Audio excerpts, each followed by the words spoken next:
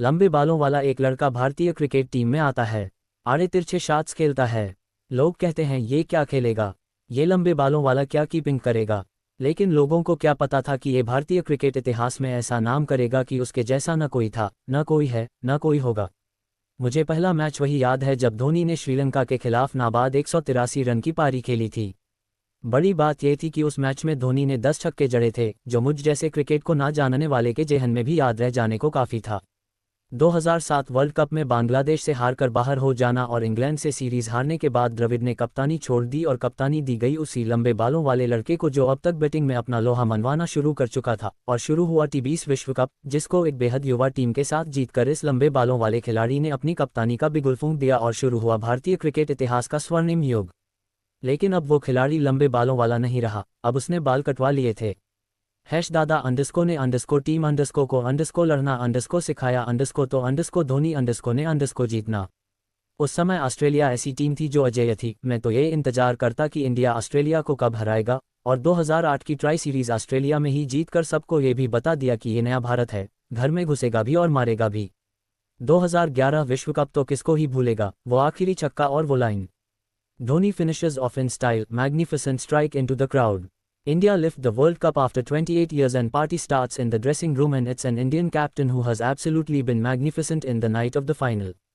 Cool, इस खिलाड़ी के बारे में जितना लिखो उतना कम होगा। हाथों से ग्लव्स को टाइट करते हुए पूरी फील्ड को देखना और फिर आंखों को अंगूठे से हल्का सा रगड़कर दोनों कंधों को एक बार उचकाने के बाद जब खेलने के लिए तैयार होता है तो पूरा देश इस खिलाड़ी की तरफ उम्मीद भरी नज़रों से देख रहा होता है।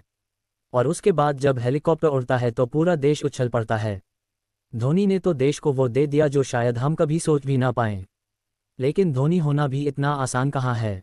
धोनी होने के लिए आपको लोगों की टूटती उम्मीदों को जोड़ना होता है, जमीन पर खड़े होकर हेलीकॉप्टर उड़ाना होता है, टूटे अंगूठे के साथ खेलना पड़ता है, बिना देखे गेंद को स्टंप्स में मारना पड़ता है, पलक झपकने से पहले गिल्लियां बिखेर देना होता है। कोई कितना कुछ बोल ले लेकिन उस पर कोई प्रतिक्रिया न देना और मैदान में जवाब देना होता है धोनी होना। धोनी होने के बाद भी सबसे मुश्किल काम यह है कि धोनी होकर भी धोनी बने रहना।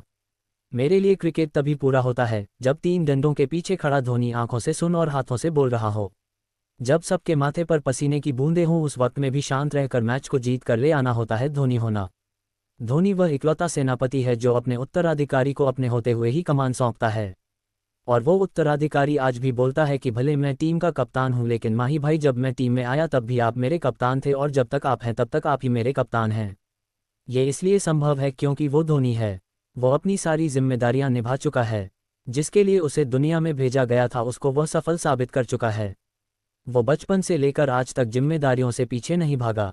जिंदगी में बहुत उतार चढ़ाव देखे पर सभी समस्याओं का चुपचाप डटकर सामना किया। आने वाली पीढ़ी को तैयार करके जिम्मेदारियां सौंप चुका है, अब तो उसके आराम का और मजे करने का वक्त है। जिसने देश को माता पिता माना, मां की गोदी से ज्यादा वक्त क्रिकेट मैदान पर बिताया, देश के लिए खेलने का सपना कब जिम्मेदारी में बदल गया पता ही नहीं चला। युवा टीम को लेकर अपनी चतुराई से 20 वर्ल्ड कप दिला दिया, टीम को टेस्ट में नंबर 1 का ताज पहनाया और एशिया कप में एशिया का स्टार बना दिया। परंतु अभी उसकी जिम्मेदारी पूरी नहीं हुई थी। अभी एक सूखे को खत्म करना था जो सालों से चला आ रहा था। अभी क्रिकेट के भगवान सचिन तेंदुलकर को उनके सपने के साथ विदाई देनी थी। सबके सहयोग, बेहतरीन टीम संयोजन और करोड़ों लोगों की दुआओं से उसने ये भी कर दिखाया और भारत को वर्ल्ड कप दिलाकर सबको उत्सव मनाने का मौका दिया। 2011 के बाद भारत को मिल रही लगातार हार पर विचार किया और टीम में सीनियर खिलाड़ियों के साथ विराट, रोहित, धवन जैसे नए खिलाड़ियों को मौका दिया, उनको तराशा और तैयार किया और एक मजबूत बेंच स्ट्रेंथ दिया ताकि सीनियर खिलाड़ियों के जाने के बाद टीम का हाल श्रीलंका या अफ्रीका जैसा ना हो जैसा कि आज उनका है। उसकी इस दूरगामी सोच ने आज भारत को विश्व की सबसे मजबूत टीम बना दिया। इस सोच के लिए उसकी आलोचना भी हुई पर देश लिए सोचने वाले आलोचना की नहीं सोचते। उसने कप्तानी भी छोड़ दी है, अब वो सारी जिम्मेदारियों से मुक्त हो गया है। अब वो मैदान पर मजे करता है। IPL जीतने के बाद ट्रॉफी टीम को देकर अपनी बेटी के साथ खेलता है, वक्त पाकर मैदान पर सो जाता है, दर्शकों के साथ दौड़ लगाता है, विपक्षी टीम के खिलाड़ियों को खेल के तरीके सिखाता है। उसे अब किसी चीज़ की फिक्र नहीं है। जब तक वो मैदान पर है वो हर एक पल जीना चाहता है। उसको करने दो, जो कर रहा उसके बारे में सोचना बंद कर दो। वो वह बाप है जो अपने परिवार को मजबूत और आने वाली पीढ़ी को अपने पैरों पर खड़ा कर चुका है। तुम उसको कुछ बोलो वो तो बहरा है। उसे अपने चाहने वालों से ही नहीं पूरे देश से लगाव है। आलोचक वहीं मिट्टी में मिल जाते हैं जब वो ग्राउंड में पहला कदम रखता है और हजारों लोग खड़े होकर उसका स्वागत करते हैं, जिसकी लोग पूजा करते हैं और जो करोड़ों का मार्गदर्शन बन चुका है। इस वक्त उसको देखो, उसके व्यक्तित्व से सीखो, उसकी जीवन और क्रिकेट की पारियों का आनंद लो बस। धोनी वो इंसान है जो कप्तान धोनी के नाम से ही जाना जाएगा। वो भले ही कप्तानी छोड़ दे लेकिन खुद कप्तानी उसको छोड़ नहीं सकती। वो इकलौता माही है। क्रिकेट पहले भी खेला जाता था, क्रिकेट आगे भी खेला जाएगा, लेकिन आंखों में जीत का भरोसा लिए एक इकलौता सा इंसान शायद अब क्रिकेट को अलविदा कह दे।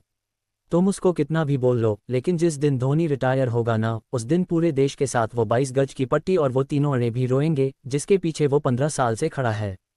क्राइंग। जब जब इस 22 गज की पट्टी और विकेट के पीछे खड़े खिलाड़ियों की बात होगी, तब तब एक नाम सबसे पहले लिया जाएगा।